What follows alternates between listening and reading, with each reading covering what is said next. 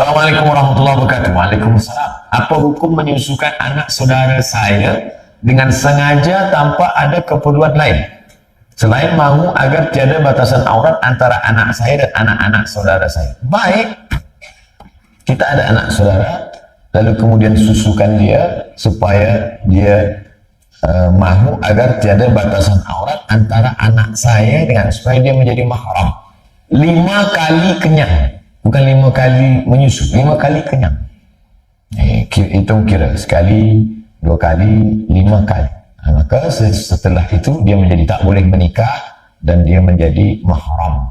Tapi harta warisan tak dapat, hanya setakat pada mahram dan aurat saja. Jangan nanti makcik ni mati dia datang, mana untuk aku? Ini hanya namanya mahram radha'ah, kerana menyusukan. Apa hukum lelaki yang bergelaran bapak tiri yang tidak memberi nafkah kepada istri dan anak tirinya?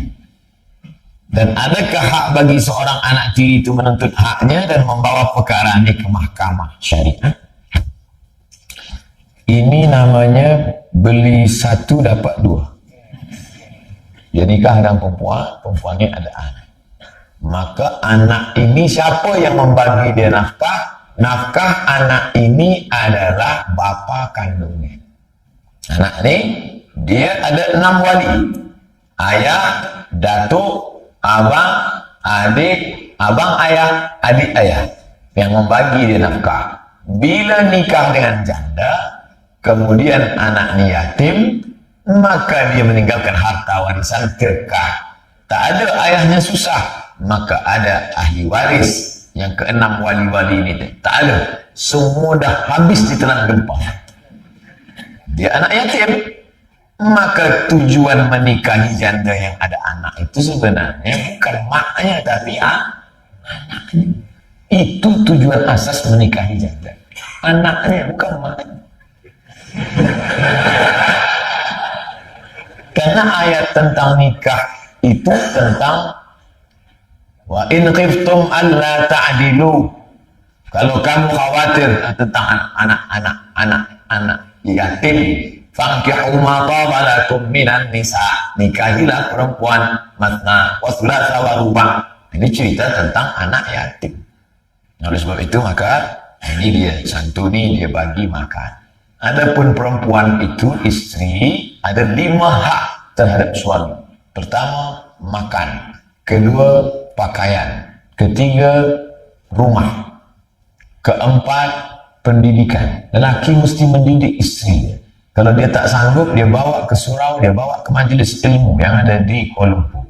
Yang kelima adalah bagaimana dia memperhatikan, ada support dalam hidup, nampak susah, senangkan hati, dan lain sebagainya. 5 ni adalah kewajiban lelaki kepada perempuan dan merupakan hak perempuan terhadap lelaki. Assalamualaikum warahmatullahi wabarakatuh. Waalaikumsalam warahmatullahi wabarakatuh. Baru-baru ini saya berpindah ke jabatan baru dan masih lagi dalam proses menyesuaikan diri. Mungkin Ustaz boleh berkongsi cara dan doa untuk sentiasa semangat dan dimudahkan urusan dalam melaksanakan pekerjaan. Kadang kita hilang semangat ini sebab diganggu jin. Sama dengan setan, Ustaz. Jin ada 2. Yang baik-baik namanya jin Islam, yang jahat-jahat namanya setan. Iblis JMD. Jadi jin, buka surah Jin juz 20, juzuk 29. Inna minnal muslimun, kami ada jin muslim, wa minnal qasitun, dan kami ada jin kafir. Jin kafir ni disebut dengan syaitan. 1, kalau 2 syaitanan, kalau 3 syayatin. Induk dia, bos dia iblis. Iblis yang tak mati-mati. Adapun syaitan ni boleh mati. Bila dia mati, saya tak tahu. Maka pagi lepas sembahyang subuh, kita diajarkan doa-doa ruqyah. Ruqyah artinya benteng, menjaga diri kita. Qul huwallahu 3 kali, Qul a'udzu birabbil falaq sekali, Qul a'udzu birabbin nas sekali, Al-Fatihah sekali. ayat kursi sekali, hembus ke tapak tangan, sapu muka, kepala, badan. Dan kita boleh ruqyah orang lain, anak ke, bini ke, kawan. Maka nanti sampai office nampak kawan lemah, baca.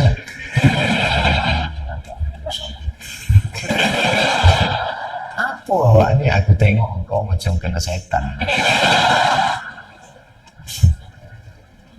Mungkin ada jin mengganggu. Sebab kita tak tahu ni perkara-perkara gaib. Kemudian pula bila tidak, kita ni ada percaya zahir dan ada batin. Ini batin yang tak nampak. Yang zahir mungkin dia ada masalah kesihatan. Kita ada doktor, ada hospital, tanya. Pergi check up, tengok. Banyak jamaah yang tengok saya, Ustaz sakit ya? Tak, saya sihat. Ustaz letih ya? Tidak. Kenapa macam? Memang dari dulu macam itu. Tapi bila dah dekat dengan mikrofon ni, dia bangkit semua. Sihat. Doa-doa jamaah, apalagi jamaah dari Surau Al-Muhsinin Petronas yang mendoakan saya pagi, petang, siang, malam. JK dia berdoa, ya Allah, sampailah Ustaz Somad kemari, ya Allah. Kita pun jadi sehat. Kadang kita ini sehat kerana doa orang lain. Orang lain pula sehat kerana doa kita. Saling mendoakan. Maka jangan lupa saling mendoakan. Minta doakan saya, doakan kita semua. Bagikan semangat. Kemudian kita mesti luruskan niat kita.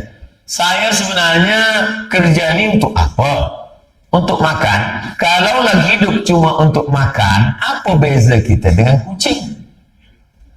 Kalau lagi hidup hanya untuk bekerja, apa beza kita dengan kambing kerbau? Sebab mereka juga bekerja. Beza kita dengan mereka adalah kita bekerja untuk li'i'la'i kalimatillah, menolong agama Allah. Maka setelah dapat gaji, dapat uang, bagilah untuk zakat. Selepas zakat, wakaf, infak, sedekah. Pergilah kepada sekolah-sekolah agama Islam. Bagikan dalam bentuk membantu. Wallahu fi aunil abdi. Allah akan menolong seorang hamba madamal abdu fi auni akhi, selama hamba itu mahu menolong saudara. Dan sebab itu maka kita semangat terus. Bukan nak kerja dunia ini. Dunia ini macam dari dulu sampai sekarang begitu saja isi dunia ini. Ada orang baik, ada orang jahat. Ada Musa, ada Namrus. Ada Isa, ada Herodes. Ada Musa, ada Fir'aun. Ada Muhammad SAW, ada Abu Jahal, Abu Lahab. Bila kita nampak ada orang jahat, kita bagi tahu kepada dia. Kawan, dunia ini dari dulu memang macam ni. Ada Musa, ada Fir'aun. Ada Isa, ada Namrus. Ada Muhammad SAW, ada Abu Lahab. Ada aku, ada engkau. Kau ni nak kemana? Kita di sini bukan lama, kejap saja. Lepas itu kita pun akan balik. Kawan-kawan saya yang sesama belajar kat Kaherah dulu, saya jumpa pejam mata, nak bayangkan. Abang Fulan dah meninggal. Abang Fulan dah pergi duluan. Abang Fulan dah tak ada. Padahal dulu beza hanya setahun, 2 tahun saja. Kita pun akan pergi juga. Mana yang akan kita bawa nanti? Kerja-kerja ini tak kita bawa.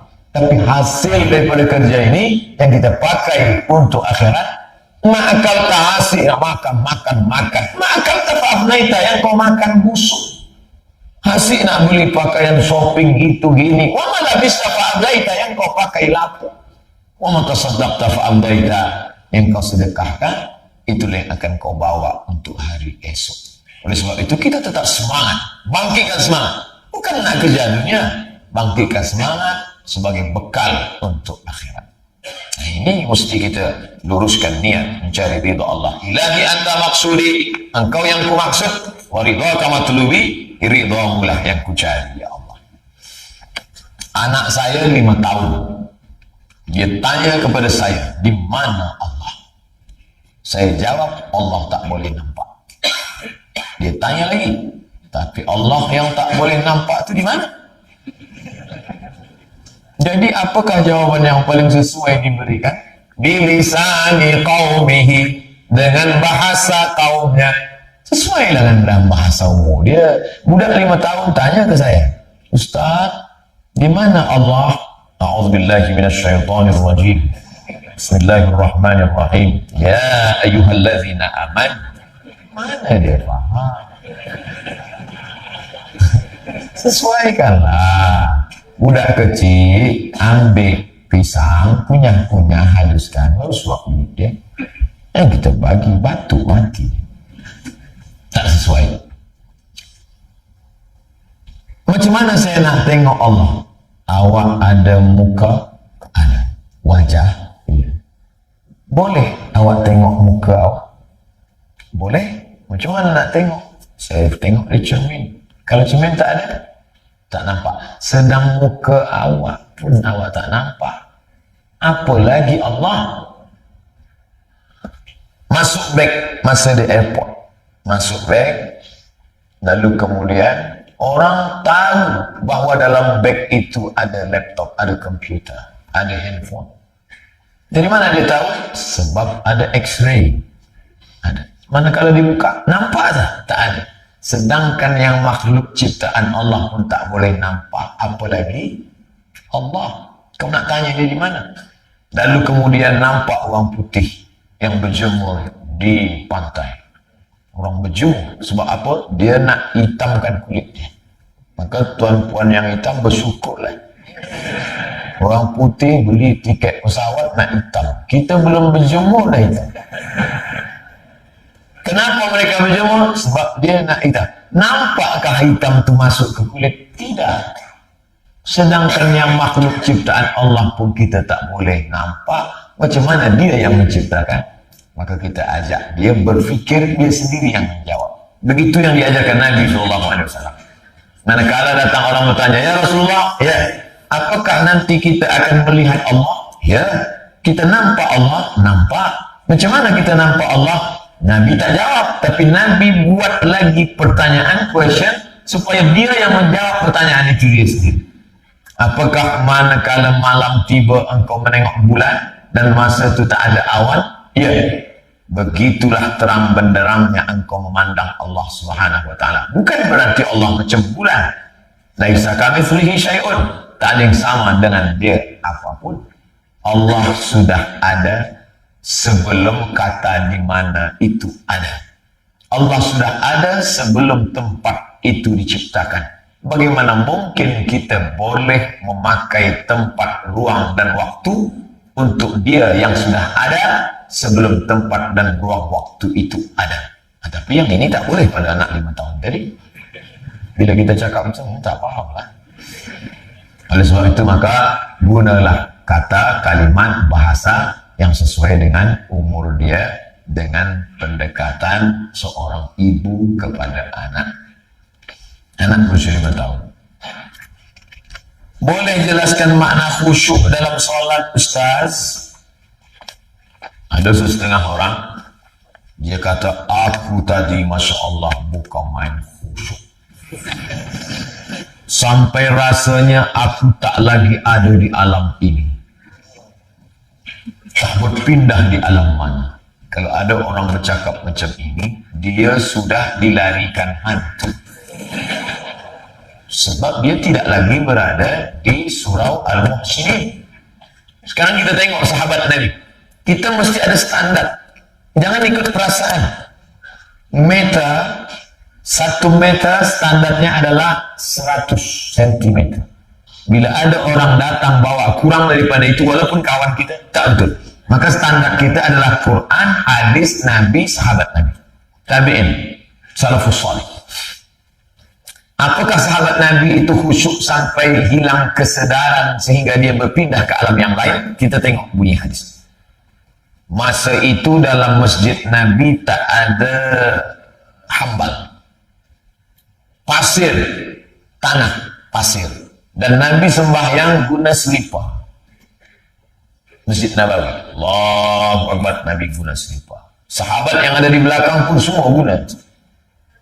Manakala Nabi sedang sembahyang, Nabi buka. Sedang sembahyang tu Nabi buka selipar. Semua sahabat yang di belakang itu ikut buka selipar.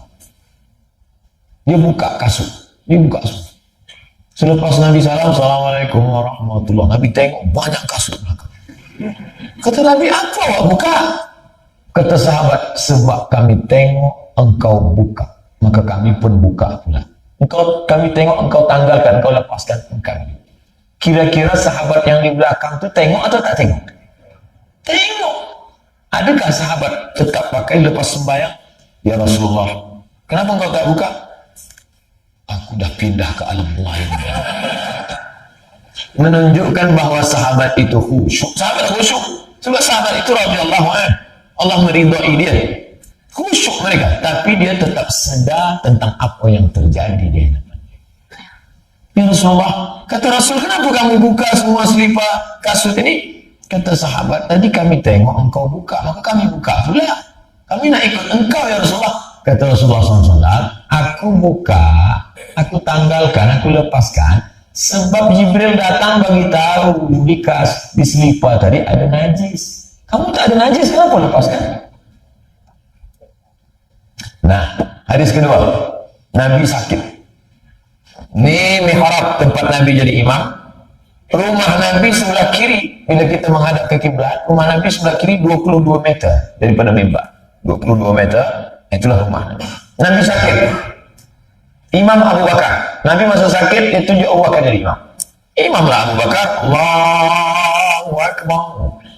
Masa Nabi sedang sembahyang itu, datang masa Abu Bakar sedang jadi imam itu, tiba sahaja datang Nabi.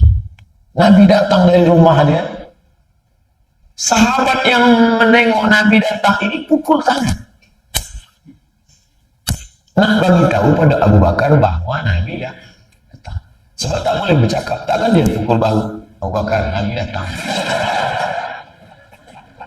Dia nak bagi tahu apa yang ingin nak saya sampaikan, bahawa sahabat yang sedang sembahyang itu sedar bahawa ada yang datang. Bukan berarti mereka diam saja. Lepas sembahyang, ya Rasulullah, kami tak sedar kau datang. Jadi sesiapa yang selama ini mengaku dia tak sedar, dia dah pindah, perlulah berfikir balik. 3. Uqtulul aswadaini fi shalah. Bila engkau sedang sembahyang, bunuhlah dua yang hitam. Fi shalah. Walaupun engkau sedang sembahyang. Allahu Akbar. Nampak dua yang hitam. Apa itu? Ular dengan kala. Nampak ular, bunuh sampai mati. Bukan macam dalam mazhab Syafi'i, bunuh sekali, tengok. Ya kalau ular kecil, kalau anaconda. Apakah mereka tak sedar bahawa ada ular dan kala? Dia sedar, dia nampak, maka dia bunuh. Itu menunjukkan bahawa orang yang khusyuk itu tetap berada di tempat dan dia sedar. Hadis keempat, Nabi sujud lama betul. Selepas itu baru Nabi duduk. Selepas salam, kenapa Nabi lama tadi sujud? Kerana cucu dia naik kat tengkuk. Sebab rumah cucu dia di samping. Apa maknanya? Nabi sedar dan Nabi tak pindah ke tempat yang lain. Saya nak bagi tahu bahawa khusyuk itu bukan berarti kita pindah ke alam lain. Kita tetap di surau Al-Muhsinin dan tetap di samping ke kawan kita. Dan kita tetap dengan penuh kesadaran. Hanya saja hati kita tidak lari kemana-mana, tetap mengingat Allah. Kadang setan datang berbisik, Allahu Akbar. Nampak handphone. Allahu Akbar. Ingat kunci kereta. Sembahyang ini macam meniti pematang. Pematang adalah tanah liat di tengah sawah yang licin. Kita pula membawa padi. Kadang-kadang kita jatuh ke kanan, naik balik. Sembahyang ini macam bawa motosikal juga. Kadang-kadang kita agak-agak lari ke kanan, luruskan diri. Agak-agak mengantuk. Jangan lari ke kanan, masuk terus. Dari sejak bila kita jaga ini, dari mula ambil wuduk, kita dah siapkan airportnya dan siapkan pesawat terbangnya supaya dia landing tepat di tempat. Ini hati kita, ini pikiran kita, lari ke mana-mana. Maka dari sejak mula wuduk, start wuduk, kita dah siap. Masa wuduk itu, masa basuh tangan, maka saat itu kita dah mulai khusyuk bahawa dosa-dosa tangan lepas. Masa masuk air ke mulut, ke hidung, lepaslah dosa-dosa hidung, dosa-dosa lidah. Masa air basuh muka, lepaslah dosa-dosa biji mata, dosa muka. Masa air siram tangan, lepaslah dosa-dosa dari celah-celah jari-jari tangan. Masa air sapu kepala, keluarlah dosa isi otak kepala sampai ke lubang telinga. Masa air siram kaki, keluarlah dosa-dosa kaki hingga celah-celah jari-jari kuku kaki. Maka masa berwuduk itu jangan bercakap. Masa berwuduk itu betul-betul khusyuk. Perbuatan itu betul-betul kita ingat. Ini sekarang banyak orang sedang wuduk sambil bercakap. Aku kan dah cakap pada engkau, jangan. Engkau tetap juga kan. Berhenti yang cakap. Lalu lepas itu dari tempat wuduk mendengar azan. Dengar azan baik-baik. Allahu Akbar, Allahu Akbar. Jawab, Allahu Akbar. Habis itu ada kawan sudah tanya, jadi report kita gimana dah selesai? Allahu Akbar. Jangan kita pula tazkirah aja. Kau tak boleh cakap. Hayya 'alas salat. La haula wala quwwata. La haula wala quwwata. Sebelum lanjut, jangan lupa dukung terus channel Hijrah Reaction. Terima kasih. Tazkirah kita pun tak keluar daripada itu.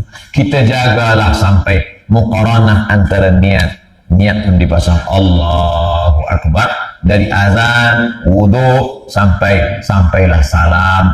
Ingat at-tahiyyatu mubarakatuh salatu inna salati wa nusuki. Mulut bercakap, hati mengingat. Mudah-mudahan kita termasuk orang yang khusyuk insyaallah.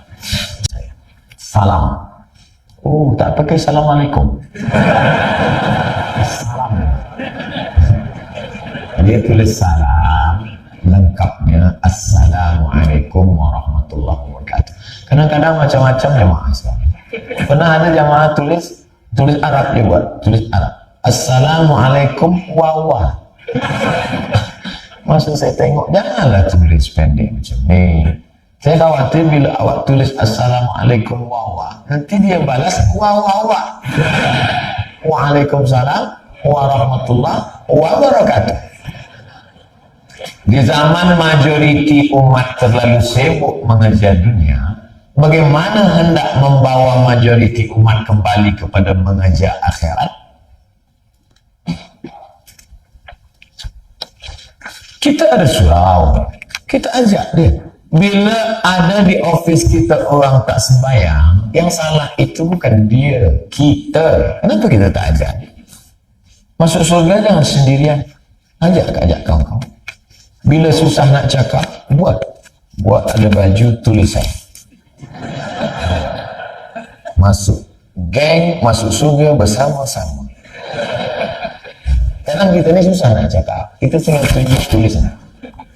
Friend, bro, brother, ya, tengok ni. Sudah bersama. Kamu nak mahu dengan kami bersama? Ayo.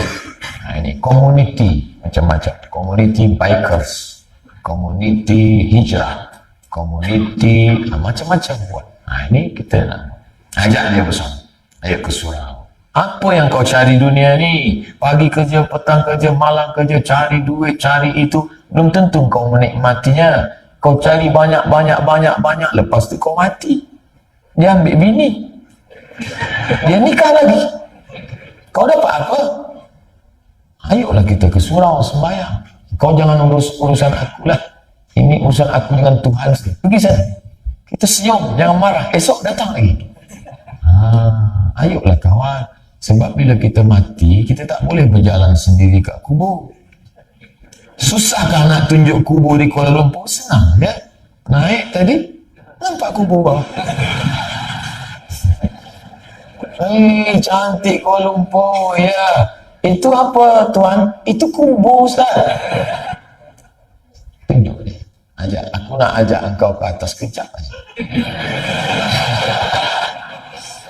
Kau nak tunjuk apa? Ada lah. Nanti pejam mata ya. Bila aku cakap buka. Dah sampai situ, buka lah. Itu tempat kau. kita akan ke sana, saudaraku. Lepas itu dia marah, kita doakan tengah malam, Allahumma hdi qaumi fa innahum la ya'lamun. Berilah dia hidayah. Orang Islam ingat mati bukan supaya dia, jangan sampai selepas kita bagi tazkirah, kita ingatkan mati, lalu selepas itu dia down, dia tak ada productivity, lepas itu dia nak mati. Saya tak ingin lepas ini semua pekerja, semua yang bekerja ni balik, semua nak mati. Saya tak ingin. Kita tetap kejar dunia, kita tetap bangkitkan semangat. Apa beza kita dengan orang tak beriman? Orang tak beriman cari duit, cari uang, cari harta untuk dunia. Sedangkan kita nak bina masjid, nak buatkan rumah tahfiz Quran, nak berangkatkan orang umrah dan haji, nak sekolahkan anak yatim. Carilah harta sejauh mata memandang, kerana niat kita adalah untuk mencari akhirat. Mudah-mudahan kita termasuk yang selamat daripada godaan ini. Assalamualaikum Ustaz. Waalaikumsalam warahmatullahi wabarakatuh. Saya mengamalkan doa Rasulullah kepada Abdullah bin Abbas semasa beliau kecil pada kedua-dua anak saya. Selain itu saya ingin tahu apa doa khusus yang diamalkan oleh ibu Imam Syafi'i semasa beliau kecil sehingga menjadikan beliau seorang yang mempunyai daya ingatan yang sangat-sangat kuat. Doa Nabi kepada Allah bin Abbas, Allahumma faqihhu fid din wa 'allimhu ta'wil. Bila gitu kita bacakan pada anak kita, Allahumma faqihhu fid din, dalamkan ilmu agamanya, wa 'allimhu ta'wil, ajarkan dia pemahaman makna tafsir Al-Quran. Maka ada tafsir Tanwirul Miqbas, tafsir Ibni Abbas. Boleh kita amalkan? Boleh. Nah, ini dia dah amalkan untuk anaknya. Sekarang dia nak tanya, apa pula amalan ibu Imam Syafi'i semasa Imam Syafi'i kecil? Saya tak tahu. Tak apa amalan ibu Imam Syafi'i. Kalau tahu, kita jangan tahu. Kalau tak tahu, ya. Imam Malik bin Anas dibagi pertanyaan 48. Yang dia jawab setengah. Itu cara saya nak bela diri bila tak tahu. Ustaz, kenapa tak jawab semua? Imam Malik 48 orang tanya, setengah je dia jawab. Itu cara kita membela diri. Kami tonton di YouTube tu semua Ustaz jawab. Semua Ustaz jawab. Yang di-upload kat YouTube tu yang boleh saya jawab saja. Tak boleh, dia cut. Masuk lagi ni. Nanti mana dia upload, dia cut. Orang pun tonton Ustaz Somad, Masya Allah, semua boleh dia jawab. Amal ibu Imam Syafi'i saya tak tahu, tapi amal ibu Said Nursi saya tahu. Ada di Turki ulama besar namanya Said Nursi. Said Nursi ini boleh hafaz kamus Al-Quran 30 juzuk, tapi ada kamus Al-Muhit tebal, 3 kali Quran tebal, dan nak hafazkan kamus ni susah, dictionary. Macam mana nak hafazkan? Tapi dia hafaz. Mana kalau orang tanya, apa amalan engkau wahai Said Nursi? Aku tak tahu, kata Said Nursi. Hanya saja masa kecil dulu, kata mak, dia sebelum susukan aku, dia berwuduk dulu. Air susu mak ibu suci. Dan anak yang menyusui suci. Dan ibu yang menyusukan anak ini berwuduk dalam keadaan suci. Maka Allah bukakan dia futuh. Dia bukakan Allah pintu hati. Nah, maka istri yang ada anak kecil menyusukan anak berwuduk dulu amat sangat baik. Mudah-mudahan diberikan Allah kecerdasan dan amal soleh. Kadang anak-anak ni macam mana dia nak boleh macam mana dia nak boleh hafaz Quran masa menyusukan, kadang sambil mendengarkan lagu. Maka anak itu pun banyak hafaz lagu-lagu. Sebab air hujan akan jatuh tak jauh daripada tempat jatuh. Assalamualaikum admin surau Al-Muslim. My question will be on solat jamak matter, since it is one of khilaf area. Some opinions said we can do jamak up until 18 hari lebih masih boleh jamak. Ada pula yang cakap asal musafir jamak, setiap hari jamak. Bila tanya, awak kenapa jamak? Kita hidup ni musafir, brother.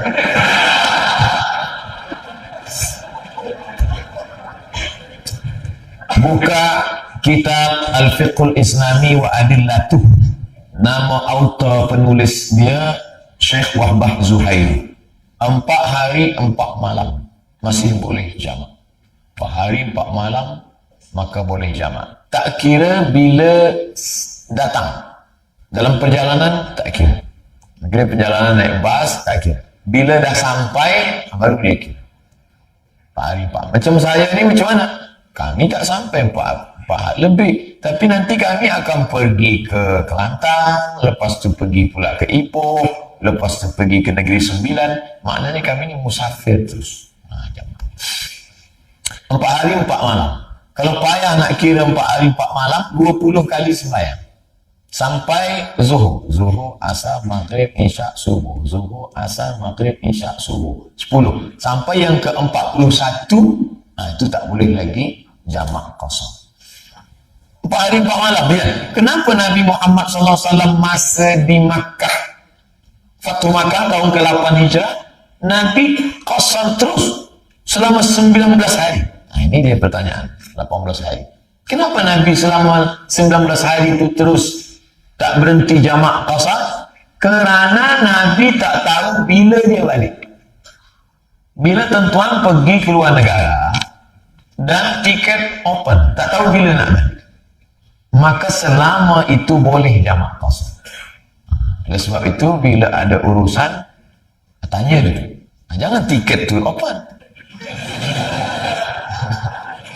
Bukan masalah kait dengan tiket, tapi kita tanya dulu, ini kita ada pengurusan di luar negara ini berapa hari? Awak ada 3 hari 3 malam, boleh jamak qasar. Berapa kilometer? 90 kilometer, 4 hari 4 malam. Lebih daripada itu maka dia sudah muqim, maka tetap zuhur 4, asar 4.